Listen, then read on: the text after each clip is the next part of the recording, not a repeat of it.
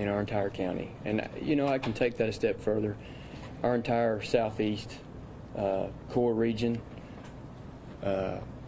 which encompasses 13 counties, they've all reached out last night. They've reached out today. They've been instrumental in advice and things. Some of them have been through certain things that mirror what we're going through, and they've been outstanding help in giving us suggestions. Our school community lost a wonderful and dedicated employee, and most importantly, a friend to our schools and children. And we also lost a beautiful little 7-year-old girl. Our staff was on the scene at the school, and some of the staff at the accident site,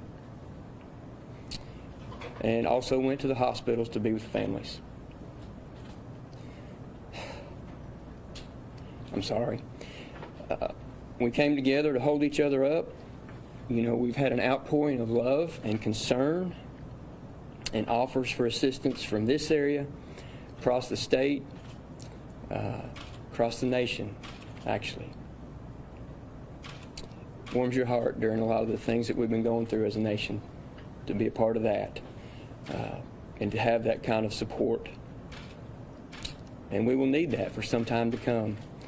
I also want to recognize that our State Department of Education is here today in support of us, in support of all kids, but today they're in support of Meigs County, and we really appreciate that. I really want to express sincere gratitude to Hamilton County Director of Schools Brian Johnson and his staff for meeting us at the hospital last night when our kids were brought, and stayed with us there till about 1 o'clock in the morning. He didn't have to do that, neither did his staff, and they had been through it as a staff recently and had a lot of great advice and a lot of good ideas and information to share. Brought us food, just outstanding. Today was designated as a remote learning day, so students were not in the building today. We deployed our crisis response team to Meigs South. We're dealing with Meigs South Elementary at our lower end.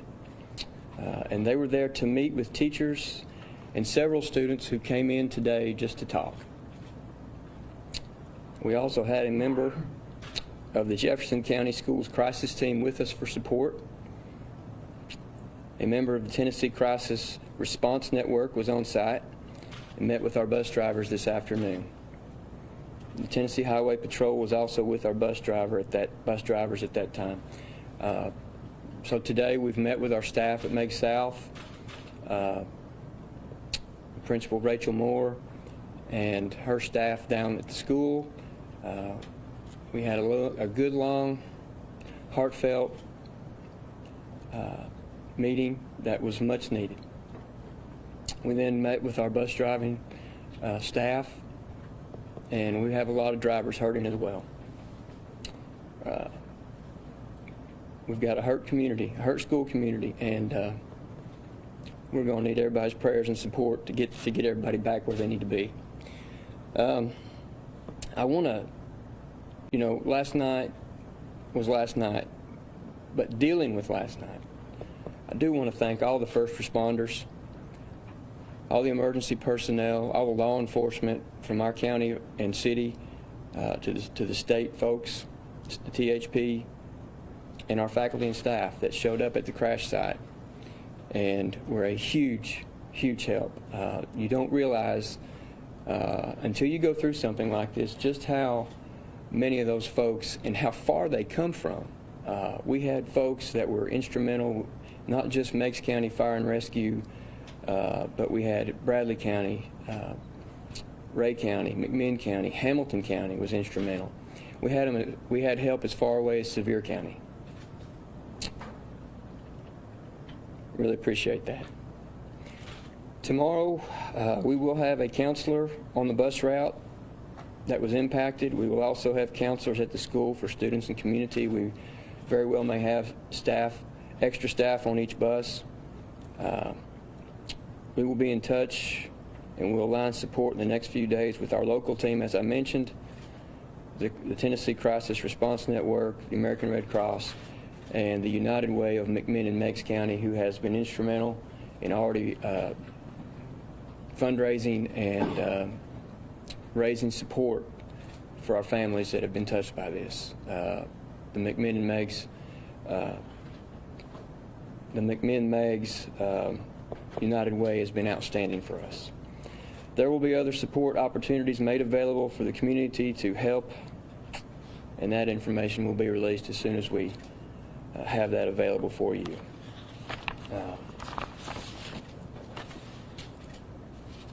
At this time, the only information that we have on the students is that they remain in the hospital. There's 4 in the hospital at this time, and they remain in stable condition. We have one student who was listed last night as critical but stable. And I do not have specific information on any student conditions beyond that. I will say this, everyone's hearts and minds and thoughts and prayers are with the families and children of the affected, and especially those that lost loved ones. We ask that, as we have in the last 18 hours or so, we ask that folks pray that God's grace, His amazing grace, and His love and comfort will surround those families. We know that students, faculty, and community will be affected by this event in many different ways for a long period of time. And it's important in addressing this that we return to normalcy as soon as we can. And as we were leaving Meigs South earlier today, a young first grade student was there to talk and was leaving the building with his grandmother, and he stopped and looked up to his teacher and said, "I'm coming to school tomorrow and I'm riding the bus." So, with that, I'll take any questions, or I'll try to answer your questions as best I can. Yes, sir. Thank you for having us out. I can't imagine the last day for you. Do you have any information on the age range of the other students who were injured in the bus? Yeah, youngest was 7. There was I don't know the exact age of the high school student. There was a high school student injured as well. And you talked about kind of the support for the families of students. What has been the reaction from other students at the school? You mentioned the first grade today. Yeah, we can go back to last night. When I got there, I got the call there about 3:45, 3:50, and headed straight there from the office. And when I got there, there were high school students and middle school students caring for the young ones. Sorry, I'm emotional, but if you could have seen it, you would understand. Taken care of with some emergency folks that were already there. But that concern was there for them. Like I said, today was a remote learning day, so there probably hasn't been a lot of contact with high school students today or middle school students today. But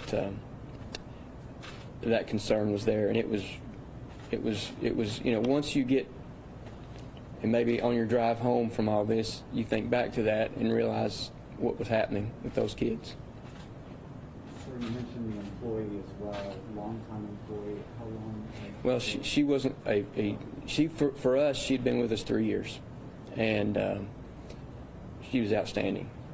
Outstanding driver, outstanding person. I guess the best way to describe that would be she was an outstanding driver, but an even better person. We will miss her. She's irreplaceable. At this point, are you releasing any names? We can't do that at this time. Thank you. Mr. Baker, last night report showed 7 students rather were sent to the hospital. You just said 4 remain hospitalized, so does that mean 3 I've been released. have been released? Yes, sir. Can we say where those 4 are at this time? Are they spread out? Are all 4 at Erlanger, or are they? They're in Chattanooga. Okay. Mhm. Next question. Was this bus going on a normal route? Yes. Where was it going? It was traveling south on Highway 58, probably about half a mile, about almost a mile north of Lamontville Road. You probably passed that on your way. You probably passed the site on your way in. Okay. And has there been any indication of drugs or alcohol involved with either driver? You'd have to talk to Tennessee Highway Patrol about that, Okay. but not that I'm aware of. Was there anyone in the other vehicle besides the driver? Do you know? Okay. Did the bus have seatbelts? No. Do you know if the NTSB will be investigating this? Yes. Yeah. That they are currently buses in Chattanooga at TDOT, and they are working on that today. And do you know if the driver of the utility truck has been interviewed? Like I said, you'd have to check with THP on that. Sir, help me understand. There was a high school student on the bus as well. Did the bus go from Meigs south? Does it go to different schools? Or? We have connecting routes. We have connecting. Folks leave town, which would be the middle school and the high school, and connect to the south school and the north school. So there would be a mix of ages on the bus. And this bus in particular was leaving from the south end? It had left south and was traveling south, yes. Can you talk about the support you're getting from the state level, what they're offering, and then also what's the plans for any of those students and people on the bus that don't want to come to school for the rest of the week? Gotcha. Maybe having, Sure. First of all, the state, I was sharing that with the commissioner a little while ago, that during all this, I guess you all have experienced it since you've been in our county a lot the last 2 days, cell service is not the greatest, especially at Meigs South Elementary and just south of there, probably all the way to the Hiawassee Bridge. So, Commissioner had reached out to me during the whole ordeal while it was going on, but I didn't get the call because my phone was dead because of the cell service. So they reached out immediately. If you noticed, the release that they put out last night was out very timely. They've been very supportive, offered anything we need, asked what we need, and right at this point, we really don't have anything to tell them what we need because we're still dealing. We're still dealing with all this, analyzing what exactly needs to be our next step moving forward.